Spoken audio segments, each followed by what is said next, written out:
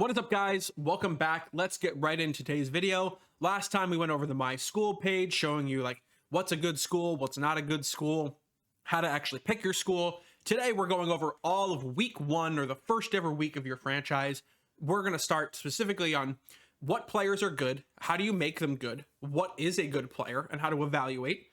We're going to talk about the first week of scouting, what you need to do and what you need to prioritize. And then we're going to go through scheduling and how to actually make sure you feel good about your schedule for your first year. Let's get right into it. So this is my first ever time looking at the roster for New Mexico State. I have no idea who's on it. We're going to go through and try to evaluate the different positions and players we have. The most important thing you need to know about your entire roster is the fact that you need a transition plan and a current starter for every single position on your team. You cannot afford to ignore any positions, like maybe fullback, tight end, kicker, punter, a couple of those other ones. Everyone else, you need someone there. So really, when you're scouting and recruiting, make sure you're going for all positions and you know where your guys are on your team and who's going to leave you soon so that you can replace them. For the first year of the Dynasty, I always like to start with the class years and sort there. That's going to tell me who I have and who's like the most senior players on the team, and then go down from there and see who is it I actually want to invest in, who do I want to start, and ultimately, keyword there, is who do I want to cut at the end of year one, who's not going to be part of my team in the long term. Okay, so here is the player evaluation process. So there's a couple things you want to look at when first opening a player card. The first one is the overall rating, which is all the way up at the top there. Deuce Hogan, who is our most senior quarterback, is a 73 overall. Now, obviously, sports video games, 0 rating to 99 rating, 99 being the best. Generally speaking, we want people who are in the low 90s to upper 90s, because those are the ratings that get drafted consistently and drafted high into the NFL in this game. Now, why do we want people to get drafted? You get a lot of XP, and like we mentioned, you get school prestige and pro potential. You want good players on your team, right? And you're going to win championships with good players. So Deuce Hogan's a 73. That's not a very good rating, but it might be good for a freshman we got, and he could potentially develop into a player. Unfortunately, you only get 3 or 4 years with every single player, and he's a senior. It's in his last year. He will not be developed into an NFL player. So he will also not be back with us next year. So that is overall. The next thing we want to look at here is the development trait. So obviously, the better development traits look cooler, but the 4 ratings in this game are normal, impact, star, and elite. Now, it's okay if a player has a lower development trait if you plan on using them or if they have a high overall already. So for example, Deuce Hogan, if he were a freshman, pretend he's a senior, or he's not a senior, he's a 73 overall with normal development. Realistically, he's only getting to like an 83 to an 87 if you're really pushing it by the time he graduates with normal development. With elite development, a 73 overall could realistically get to a 99. So, and that's, a player who's going to be drafted potentially first overall. So that's a player you absolutely want. And it makes a case for playing your younger guys so that they develop into better players. So as of right now, I'm not looking to play Deuce Hogan. The other thing you're going to see on this screen that's super important is over on that side. I would be a really bad weatherman, looking back. Over on that side of the screen, you'll see the physicals and the mental abilities. Now, abilities are critical in NCAA because they translate ratings into insane playability. Guys with really good abilities will perform better than guys without abilities. Shocker, right? So mental abilities come pre-packed with your players. You will not be able to earn them, upgrade them. It's just who they are. Physical abilities upgrade when your player upgrades as well. And they are also, as you see on the really, really top right, all the way up there, this guy has 0 skill points. They are upgraded, like the player will use their skill points to upgrade both their abilities and their ratings. If that makes sense, great. If not, we're about to get into a little bit more. So this is the next page over, the ratings page. This shows you their potential for growth, every player's ability to get better. Now you see on this side of the screen here, you've got yellow bars. I should just use my other hand here. Yellow bars, black bars, and gray bars.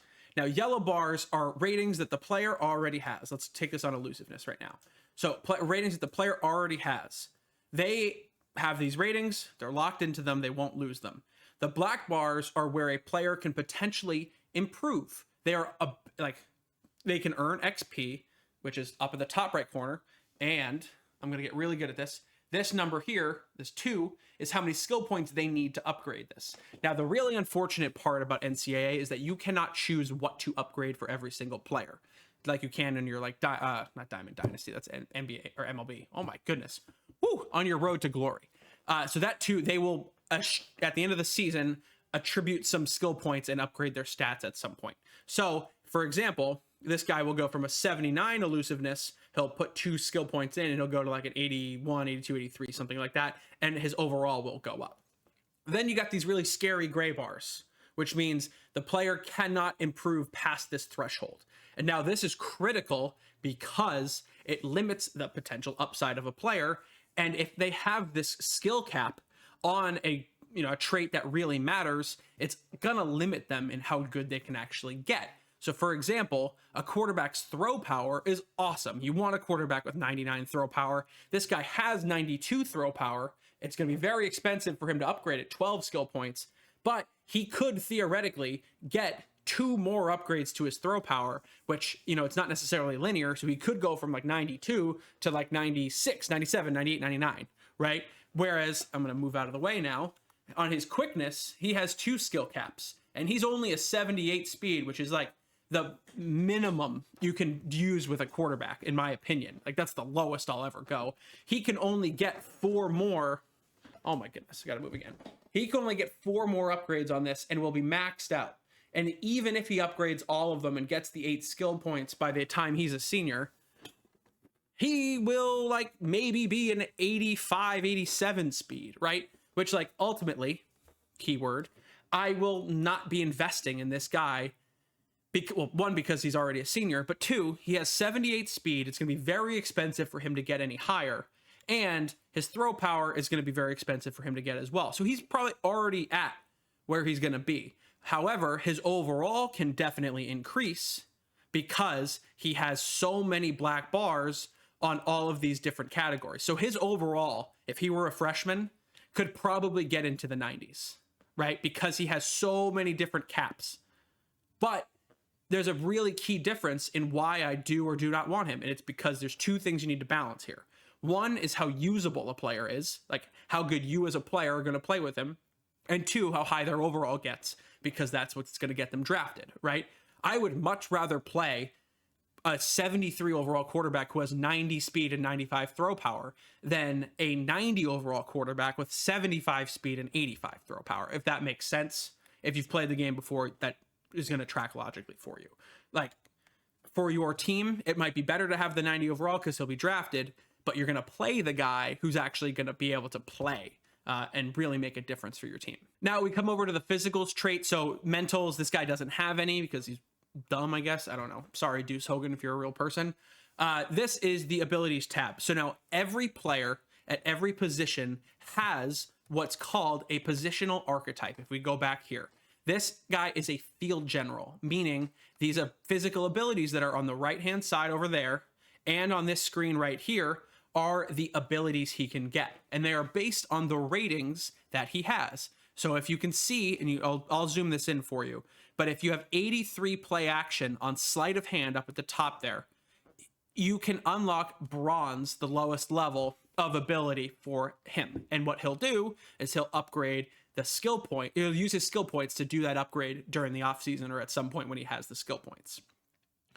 He's not even eligible to get that until he gets to 83 play action, which, if you go back to the ratings tab, comes into, I believe, where's IQ? Yeah, IQ, right? So he has 73 right now. It's a very cheap upgrade. It's only 2, and he can get there, which means he might be able to unlock the sleight of hand ability, right? He might be able to unlock it at some point if he were a freshman, right? So that's something to think about as you are building up your field general quarterback, because if you care about play action, trick play, stuff like that, that's an ability to go after. As he upgrades his ratings, make sure you pay attention to that play action because he'll eventually be able to get sleight of hand. The ones that really matter for field generals, I think step up's a pretty good ability. So you want your medium accuracy to go up. Resistance is like one of the best possible. You want 83 throw under pressure. He's got 66, which is not very good. Dot is very good, and pull down's the other one you can't see. That one's fine as well. Now, this opens up a great conversation, is like, who do you actually play and who do you actually invest in, right? Because you want players who are going to be high enough overall, they're going to be usable, they have good development traits, they have skill caps, right? Which means they can grow, they have good abilities, both mental and physical, and they want to play for you, which is another factor we will get into later on, right? So as we're thinking about this guy, well, I already forgot his name, who was our old Deuce Hogan, right? Let's compare him to Brandon Nunez. So Brandon Nunez is another senior, so he's old. He's a field general archetype. He's 6'5", 225. He's a little bit bigger than the other guy, if you care about that. Ultimately, doesn't really matter. He has normal development, so that's worse than the other guys. Whatever, I already forgot his name. If they weren't seniors, it would matter more. And this guy has more skill caps than the other guy. So for example, he has 93 throw power, but can only get one other upgrade on that throw power. So it's higher, but he has a lower ceiling because he can only upgrade it once. The other guy can upgrade it twice. This guy's quickness, he has 80 speed, which is 2 higher than the other guy. And I think they both have 2 skill caps on quickness. Right? So that's going to play a factor. The other guy didn't have a cap on power. I don't think he had a cap on accuracy. So like, make those decisions and weigh your upside there. If I had to choose between the 2 guys based on the 2 ratings that matter, Nunez would be better. He has higher throw power and higher speed. He does not have any abilities and he doesn't have any mentals, which is the same, right? So weigh all these things as you're making your decisions and choose the guy who's gonna balance usability and upside and growth. So let's look at the third quarterback, Santio Marucci. I believe, isn't that a baseball bat? So he's a junior, he's a field general, all field generals on this team so far, normal development, if you can see behind me there. He has some skill caps and he has 86 throw power and 76 speed. This is a guy who I'm gonna cut immediately next year. He may have been a 3-star coming out of high school, but without abilities and without much of a path, he is a 0-star on my team. And finally, we've got Parker Awad, who I'm hoping is the best of the bunch because he's the youngest. He is a field general, normal development, so not great as a sophomore. He has tons of skill caps, all these gray areas. He has very low throw power, 87, and 83 speed, which isn't terrible, but combining with that, I have decided already that quarterback is somewhere I'm going to go after in the first week of this franchise, of this dynasty. So as I look to my first week, I am going to make a play for all of the quarterbacks I can realistically get. So we're going to go through the roster a little bit quicker than we did with quarterback, but I think quarterback's the most important. Essentially, for running backs, it's critical that you have a path. Obviously, you need at least 3 running backs you trust, and you need running backs with good abilities. So the 3 archetypes for running back are power back, elusive back, and receiving back. I prioritize power backs and elusive backs over receiving because power backs specifically have 2 abilities, head first and workhorse, and recoup if you want to count those. Those make your running backs way less prone to stamina loss and injury and actually inflict that on your opponents. So if you run the ball early, your opponent's D linemen and linebackers who tackle Mike Washington are going to get more tired. And then elusive backs can get takeoff, which is a fantastic ability in this game, which is really, really nice. I believe that's based on their acceleration rating. He is 94. They get that, and they also get shifty, which is another really, really good ability. So definitely pay attention to those. And then receiving backs, most of them get safety valve. If I'm just looking, I can do most of my running back evaluations from this page. All of the juniors are not going to be part of the game plan. I will take a look at Monte Watkins. He has impact development. If I'm weak at wide receiver, he could play.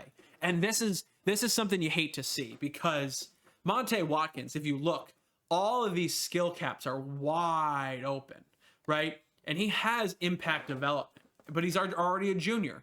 Had I gotten to him earlier, I definitely could have developed him and turned him into something great. You know, he could have potentially unlocked his abilities over here: shifty, sidestep, takeoff, 360, recoup. Unfortunately, he was on the team before I got there and never really developed into something great. He's someone who could have gone to the NFL had he gotten the proper development. The other guy I want to look at, nope, that's it. Everyone else here is like, maybe they might be good, but I'm not going to spend too much time and invest. So receivers are super interesting. Speed obviously kills, but it's not the only thing. Unless you have 97, 98, 99 speed, I'm okay sacrificing a couple speed points to get abilities or to get better route running stats or better catching stats. Guys drop the ball a lot in this game. And if you're paying attention to this roster, you just noticed they don't have a single guy with, over there, an ability or a physical or a mental ability. So I don't really think we have much to play with here. And especially if you look at the overalls, our juniors are 74, our seniors are 73. We have a 70 overall sophomore who has 80 speed, normal development, if you can't see behind me. Very low skill caps, no abilities. This guy stinks. So wide receiver is going to be a massive need for us as we approach, not free agency, the transfer portal and the scouting portal. Tight end is super interesting. Depending on how you run your offense, you may or may not feature a tight end heavily. I always have a tight end on the field, and I make sure I have 2 tight ends I trust, if not 3. One of those tight ends is an elite receiver. And what I'll typically do is take one of these receivers who's like 6'3", 200 pounds, and like at least 86 speed and convert them to tight end in the offseason. This guy would fit the bill perfectly if he weren't leaving me. You don't want to do a guy under 200 pounds because they're just going to get blown up in run protection. This guy here, Mr. Isaiah Wright, is probably a fantastic candidate to be transferred to tight end. He's a 58 overall wide receiver with a 1-star rating. But he's 6'4", he's 210 pounds, and he has 85 speed, which means he would be a much better tight end than he is a running back or a wide receiver. So he's someone to watch out to potentially shift to tight end in the future. So that's the first type of tight end is the receiver. The second one, you probably also want a receiver. And the third one is probably an elite blocker because blocking tight ends, so you see the different archetypes again, you have possession, blocking, and vertical threat. Blocking tight ends can get elite offensive line abilities. And so if you have a 6th offensive lineman out there, you're going to have a lot of pass protection. So if you're going to run a deep pass where you need your 99 receivers to go deep, you might as well sub in your backup tight end with elite offensive lineman abilities and get him out there, right? So none of these guys have that, but this blocking tight end could theoretically have gotten them if he were any good. Normal development, 3-star. He's pretty much maxed out at his overall, but you look at the abilities on this right-hand side, he has strong grip, quick drop, pocket shield, outside shield, and second level. Those are offensive lineman abilities. All of them at elite levels are really going to help you out. Linemen, let's just look at it as a group. What the guys you want to invest in are obviously guys with the high skill caps, the development traits, the abilities. The rating that matters the most to me is strength. I really strongly believe that strength is the highest indicator of how good an offensive lineman can be. And so as we look at Shiza Pete, what a name. You see that his power, he has 91 strength with upside there if he were to ever get an upgrade there. And he could potentially get a couple more upgrades. He's someone who could potentially get to like an 85, 86, 87 if he weren't a junior. But he's someone, you could play, but you're not going to invest in. I'd love to see another one I feel good about, but overall, this team is really, really bad. So we will take a look at Cannon Yarrow, who is a senior, normal development 2-star. He is a pass protector, so he gets passing abilities, right? He has some ability to get upgraded. He's an 87. He could actually potentially get drafted as a late round pick. As an 87 overall. So we definitely want him to play and improve so that we potentially get him drafted. He also has multiple abilities, which is great. He's got pocket shield, which is a really, really good ability. Play action shield, less good, but still pretty good. Strong grip, fantastic. And wear down is even better. If you have Hall of Fame or the purple wear down, you're in really good shape. That's one I very, very much like. I moved over a little bit so we can actually see the development of these players. We're starting to look at the defensive side of the ball here. And now we're specifically talking about pass rushers and run stoppers, right? So this is not, so out in your front seven, you've got your ends, your defensive tackles, and your linebackers.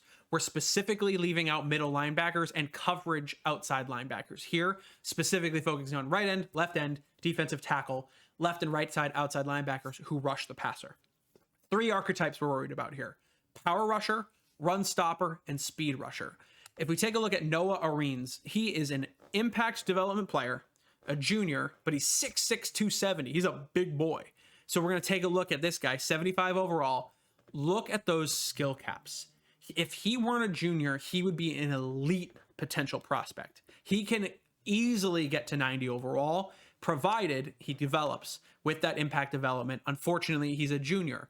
One thing I might do with this guy is redshirt him right now, simply because he has the potential to be really, really good, but he's not going to make a difference for my year 1 of this team, but he might make a difference next year as a high overall. And there's no chance that he goes pro. And so I'll get him for at least 2 seasons at a higher overall. Fantastic potential. So much upside here. He won't be a true 99 because he does have a couple skill caps. He does have 1 quickness. He doesn't unfortunately have mental abilities, but I think we're okay with that at a 1-star program. And then, of course, he has the duress ability, which increases pressure effects on QBs. As he improves, and hopefully he does with this redshirt year, he will become a potential monster. He's someone definitely to keep your eye on.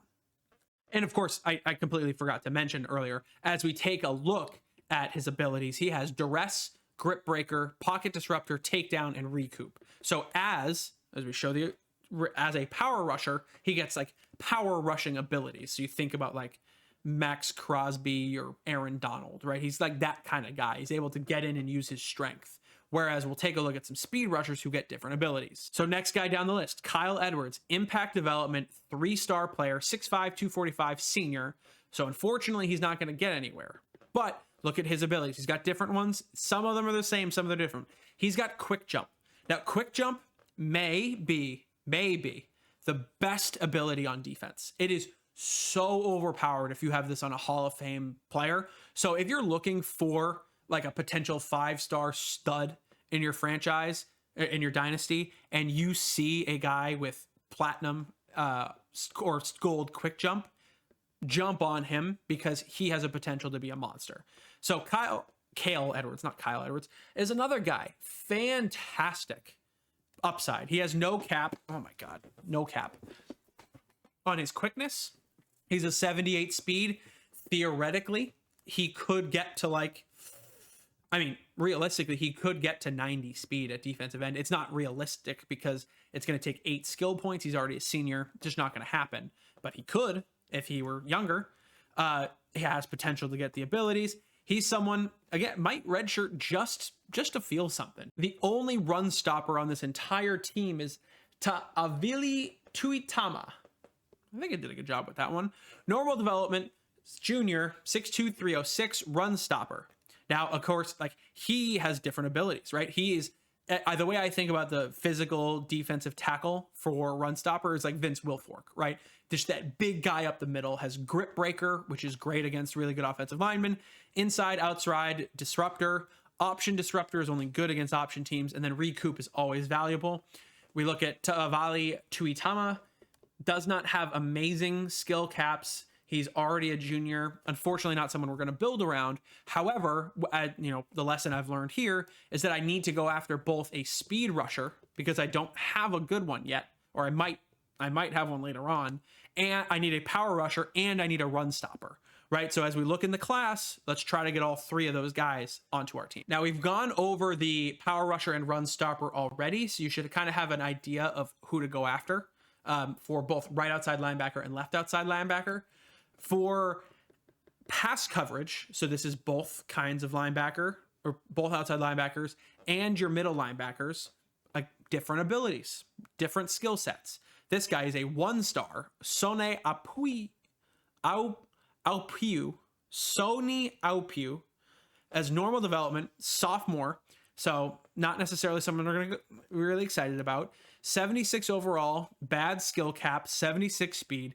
He's not very good, but look what he has. He has a silver house call, which is one of the better abilities you can have as a pass coverage linebacker. And he's got other pass coverage abilities he can earn if he hits certain traits. So for example, in his physicals, he needs change of direction, zone coverage, catching, strength, and tackle.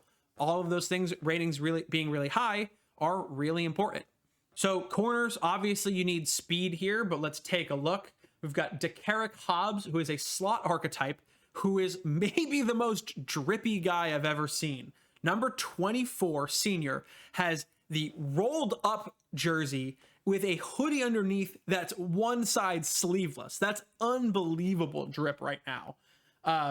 He is fine. He's an 83 overall. He's definitely going to play for this team. He has some upside on where he can go, and he's a slot archetype, which means he has slot abilities. So he has the house call one, like we saw with the linebackers. He has man coverage, press coverage, tackling, and he can get quick jump too, which is a pass rushing ability. So if you have a corner that's lined up in the slot who has quick jump, it might make sense to blitz that corner so they'll get home really fast. And then you take your user and slide them over to cover that potential space. So he's someone who might be good, but he's a senior. He's not going to get very good. Then we also have man-to-man corners who have different abilities as well. This guy is a 5'11 senior, 81 overall. That's not terrible. Not really high upside on the skill caps, but he does have decent abilities. 86 man coverage, 89 speed. He'll definitely play. As you see, different set of abilities. He has jammer, which is a total man ability, which is just off of press. You have house call per usual. Blanket coverage is just man. Ball hawk, improved break on, that says passes behind me. And then knockout is improved pass. So the other thing you want to focus on is when you're calling plays, know who's on the field, right? If you have a slot corner, a man-to-man corner, and a man-to-man corner, you probably want to call a man play because not only is that your guy's skill sets, but their abilities are also going to activate when you're calling those plays.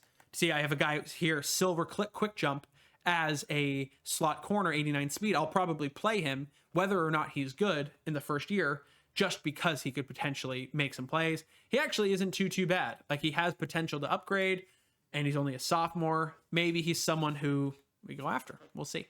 And then safeties are incredibly similar. It's just about who can potentially get abilities and who can develop. Josiah Cox is a guy I'm interested in. Impact development, 3-star sophomore who's 6'2", 200 pounds, which is really good size for a safety. He has really good skill caps. He's someone who could develop very well, has 90 speed, has 81 hit power. Josiah Cox may be the best player on this team. And if I'm going to be honest, he's someone I'd probably redshirting too, because while I don't want to tank, I do believe in him as a player, and I want to see him develop. And there's a chance I get 3 full years out of him if he sophomore, junior, and senior red shirts.